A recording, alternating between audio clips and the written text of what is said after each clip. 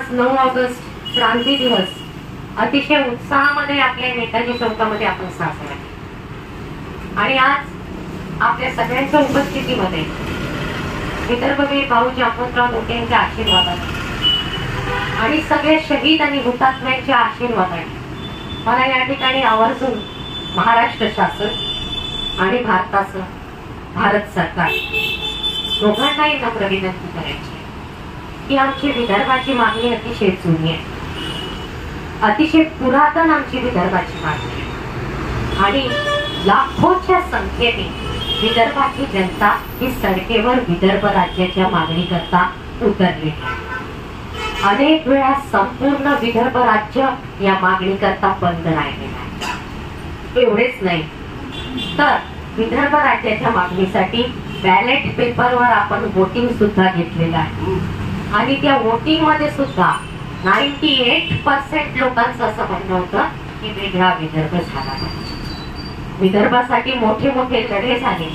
विदर्भवीर भाऊ जामवंतराव लोटे, ब्रिजलालजी बियाणी, लोकनायक बापूजी अणे अशा अनेक मोठ्या मोठ्या नेत्यांनी, गोदाजीराव मुखरे सारख्या लोकांनी या विदर्भाच्या आंदोलनाचं नेतृत्व केलं। विदर्भाचं नाव दिल्ली सरकारपर्यंत टंका वाजवला विदर्भ राज्याच्या मागणी।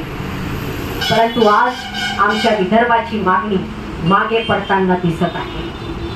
छोटा राज्य सुखी राज्य, छोटा परिवार सुखी परिवार ही संकल्पना डोक्यात जेवढं राज्य लहान असेल तेवढा सर्वांगीण विकास या राज्याचा साधता येईल। आज आपल्या विदर्भापासून मुंबई 1000 किलोमीटर दूर आहे। पूर्ण एक दिवस जातो विदर्भाच्या लोकांना मुंबईपर्यंत पोहोचायला। तिकडे गेल्यावर मंत्रालयामध्ये पास शिवाय आतमध्ये जाता येत नाही, रांगाच्या रांगा लागून असतात। आमच्या विदर्भाच्या लोकांचे प्रश्न सुटत नाही आणि आज तर आमच्या विदर्भातला मुख्यमंत्री देवेंद्रजी फडणवीस मुख्यमंत्री आहे महाराष्ट्र राज्याचे। विदर्भाच्या आंदोलनात ते स्वतः सहभागी होते।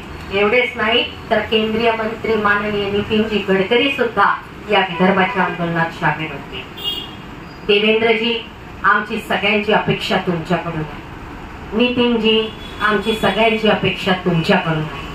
आज महाराष्ट्रामध्ये बीजेपीचं गव्हर्नमेंट आहे, सेंट्रल मध्ये सुद्धा बीजेपीचं गव्हर्नमेंट आहे आणि बीजेपीने त्यांच्या जाहीरनाम्यामध्ये एवढंच नाही तर त्यांचं जे अधिवेशन झालं होतं भुवनेश्वर मध्ये तिथे सुद्धा त्यांनी छोट्या राज्यांचा प्रस्ताव पास केला होता आणि त्याच्यामध्ये आपल्या विदर्भाचं नाव। मग आता तुम्हाला तुमच्या वचननाम्याचा विसर कसा काय पडला आम्हाला समजत। आम्हा सगळ्या विदर्भवासियांची आपल्याकडे विनंती आहे की आमचा विदर्भ राज्य आम्हाला द्यावा।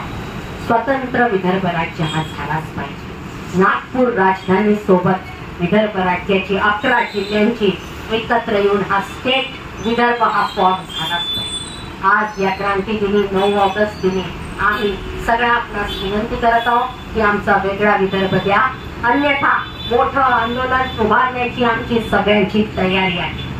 अनेक आंदोलन झाले, अजून किती रक्त सांडवायचं रस्त्यांवर, तरी सुद्धा तुम्ही म्हणत असाल तर आम्ही आमचं रक्त रस्त्यावर सांडवण्याकरिता, विदर्भ राज्याकरिता रक्त सांडवण्याकरिता आम्ही सगळे तयार आहोत।